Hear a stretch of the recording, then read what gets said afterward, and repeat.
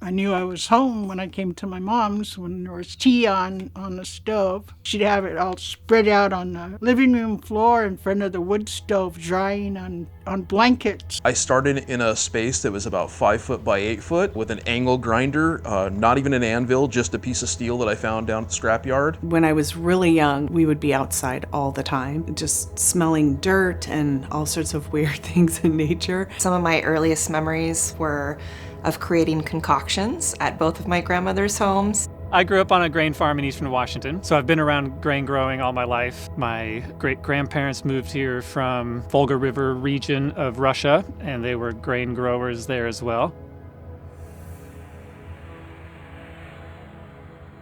Most of my stuff here in Stryker Forge is built out of scrap, and also most of my products are actually out of scrap. About 80% of my material that goes out of this shop is completely recycled. The majority of the big sort of commodity grain industries in eastern Washington, and so the idea with bringing it to western Washington was an opportunity to localize grain growing in these maritime climates. We have 7 prairies on the Quinault Reservation. The prairie I go to is only like 2.5 miles down the highway, and so we're doing some regenerative burning, so that first thing that grows back after they burn the prairie is the Indian tea. In the commercial perfume industry, they rely heavily on synthetics. And so because we don't, we draw from nature a lot.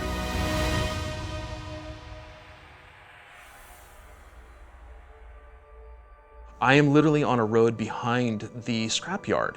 So I just jump into the golf cart, go screaming down there as fast as the little thing will go, and then I get to go and explore. I get to go and find that one little piece to the puzzle that I need. My last name, Gooch, is metalworker. The royal coat of arms for Gooch in England is Royal Metalworkers. My entire family bloodline is about working with metal. And I really do hope that I pass that on to my daughters and that they take this shop over and that they take this across the world.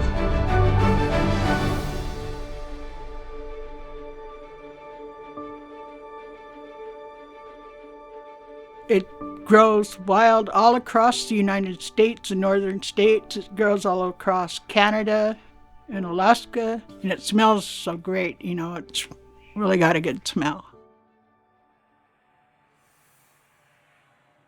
We've used it for medicine from time immemorial. It's always been part of the Quinaults. It's really good for your health. It's an antioxidant. It helps flush toxins out of your body. And so we use it for colds and for diabetes. It's really good for diabetes, for your blood.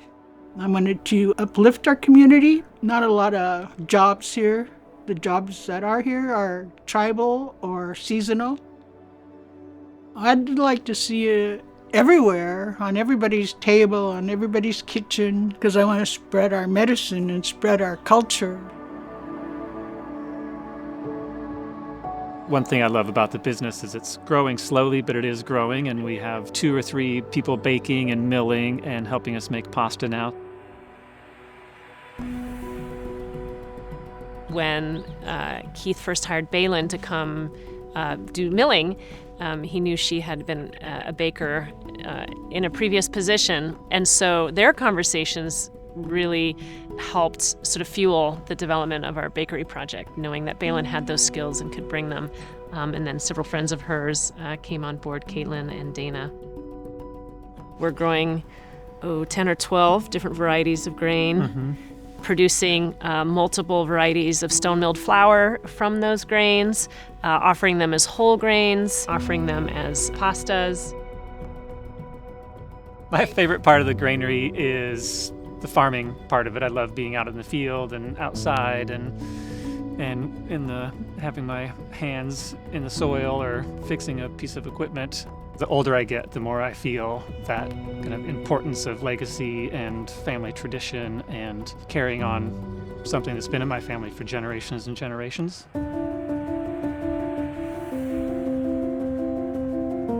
When you look at Fragrance today, it's in everything, and most of those scents are also synthetic. People have become so sensitive to fragrance, and they've started to vilify fragrance in a way.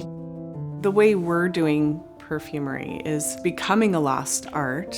A lot of the commercial perfume industry creations are made in a lab on a computer.